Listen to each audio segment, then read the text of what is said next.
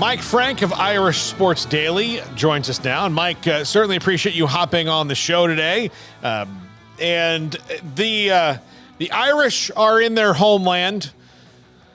Yeah. Getting ready. I guess you could call it that. Yeah. Getting ready for Navy, which I don't care. Like, look, Brian Newberry, the new coach there, they're changing out. They're still going to run what they run. They're still going to be Navy. Navy at 10-2 or 2-10 is still ridiculously hard to prepare for. It really is, and I love the fact that the game's the first game of the year. I know a lot of Irish fans would prefer that be the case because of that. So usually when they do have the game the first game of the year, Notre Dame usually handles Navy pretty easily because they just have time to prepare. But when you have to play them in the middle of the season, and you got to basically switch gears. And, by the way, you got to also have some sort of quarterback who can mimic what they're doing. So, Notre Dame has to recruit quarterbacks just for that particular game. A lot of times they're walk-ons, but they have to find somebody just to kind of mimic what they do. So it's a challenge. It's a game that's been played for ever and ever, and I don't think that's going to go away anytime soon. So, but I think a lot of Irish fans would prefer to have the game right up front, and that gives them the best chance to win. I did not know that they went and particularly looked for walk-ons that ran offenses like that. But that does stand to reason that if you're going to do it every year, you don't want to take an L if for any reason why you couldn't. What's one more walk-on? Yeah, exactly. And I think that's what they try to do, and they try and a lot of times they're preferred walk-ons, meaning there's a little special status that's involved with it, that type of thing. But at the end of the day, it's hard to mimic what that offense does. And so a lot of times they just have to go try and find somebody. And they've been doing it for years, and we'll see what happens. It's still very hard to kind of mimic just the timing of it. And, if it's not an offense that you run all the time, it's very, very difficult to duplicate. So it's a challenge, but I think having all fall camp to kind of prepare for it, I think it will help them tomorrow. Okay, Mike, what will be the reason that Notre Dame takes the next step and gets back in the college football playoff this season, and what would be the reason that they don't? I think the reason they would is, by all accounts, this is a very, very tight-knit team. And I think, Brian Kelly needs to be given some credit for building the culture that he has at Notre Dame. And I think Marcus Freeman has kind of taken that and expanded it a little bit. And, by all accounts, this is one of the tightest, closest teams. Everybody gets along. And I think that sometimes you just need that tightness, or you need that closeness when the game's on the line and you're looking for somebody to make a play. So I think that can help, certainly. I also think having a guy like Sam Hartman, who's had a lot of experience, Notre Dame, a lot of the times they've struggled in the past, especially when it comes to the playoff and things like that, is they just don't have the same quarterback that everybody else does. And I think Sam Hartman gives them a chance to have a guy who can actually win a game for you. And they haven't had that for quite some time. If they lose, if they're not there, I think the reason's probably going to be wide receiver. There's going to be 2 true freshmen that play a lot this year and maybe a third. And that's how bad Notre Dame's situation is at wide receiver. And it's not that they're untalented players. They're very talented players, but ideally you don't want that many freshmen playing.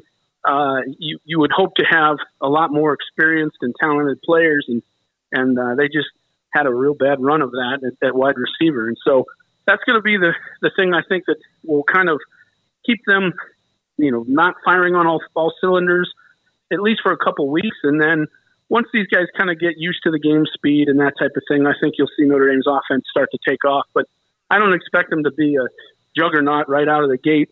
There's just too many unknowns there at wide receiver. But I think they'll have a good running game, and Sam Hartman certainly gives you a great chance to win. Mike, for people who have not watched Sam Hartman play a lot, I mean, I think he's pretty well known. He was probably a top 5 transfer available to anybody, no matter what service you looked at and their rankings. He is a very skilled quarterback, but what I think, and you kind of alluded to this, that makes him different is he is a gamer. Like, if it is close, if you need the first down, if you need the touchdown, if you need to get in field goal range, Sam Hartman has the knack to get that done?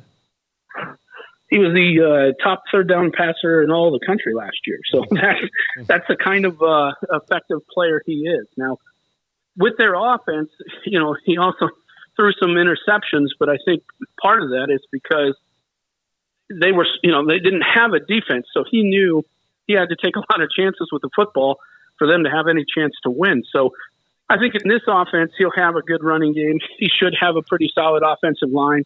And so he doesn't have to win every play himself. He can let other guys make plays. And I think that'll help too. But yeah, this is a guy who, by all accounts, has come in and just been a tremendous leader. Basically, just gave the whole team, he got an endorsement deal with Beats, just gave the whole team their own set of Beats headphones. So he's won over the locker room really well, and we'll just have to see. But I'm excited because I think that it's been a while since Notre Dame's had a quality quarterback like this. And, Ian Book, I think, was a really good player and certainly a good college quarterback, but his deep ball was kind of his negative. And I think Sam Hartman throws a better deep ball, and that's really been something that's kind of hindered Notre Dame for probably the last 15 years. Is they just haven't had a really good deep ball passer.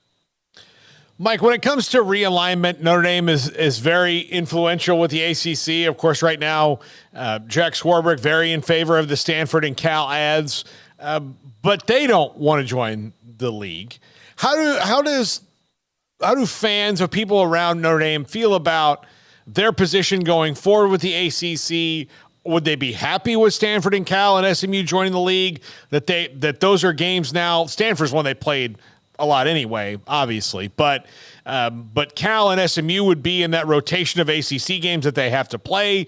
How do fans feel about that aspect of expansion, where Notre Dame won't join a league until their guns put to their head and they're made to? Well, you're excited about the Cal SMU matchup, aren't you? So, that's I think the answer, and that's really the situation. I don't think Notre Dame fans care one iota about that. I think what they care about is protecting their opportunities to get to the playoff. And I think a lot of Irish fans are concerned about what's going on in college football, not just with realignment, but NIL and transfer portal and those types of things. And Notre Dame is still one of the only schools, or I should say not still, but they're one of the only schools where you actually have to go to class. A lot of student athletes do all their stuff online, and you actually have to go to class. And that's a hard decision for a lot of kids to make when you can sit in a football office and do all your homework and take all your classes, and you have usually a tutor sitting right next to you and helping you through the academic rigors. And because Notre Dame is different, it makes it difficult sometimes to land some of the top players. And so I think in the end, Notre Dame is just making sure they want to make sure they have a seat at the table. I think the best thing that happened was, at least for Notre Dame's sake, was the expansion of this to a 12-team thing, which is what we're supposed to see here in the near future. That will give Notre Dame a chance, certainly, to get in the playoff and have a chance to win the national championship. So I think if that had not happened, they'd probably be a little bit more concerned about what's going on right now. And ultimately, I think there's a chance they could get pulled into the Big Ten at some point, and I think that'll probably be the most likely landing spot. We'll see what happens with the ACC, but it sounds like Clemson wants out. It sounds like Florida State wants out. Miami wants out. And so we'll see how the ACC holds up. But I think Notre Dame's feeling pretty comfortable where they're at right now because of that 12-team playoff coming. And unless something like changes, I would expect they'll try and remain as independent as they can. But again, TV money's a big thing, and even though Notre Dame has a contract with NBC that's expiring, there's certainly a lot of negotiation going on right now. But no matter what number they get from the NBC, I don't think it's going to be as big as what you can get at a Big Ten or an SEC school. And even the difference of $6 million to a program is huge. And so at the end of the day, it's a bottom line business, and Notre Dame has to be mindful of that. And they're not one to dip into the coffers to help football. So it's going to be a situation where they're going to have to raise as much money as they can, and we'll have to see how it goes. It's interesting to say that, although, they did make a really smart move with the negotiation. They Sure.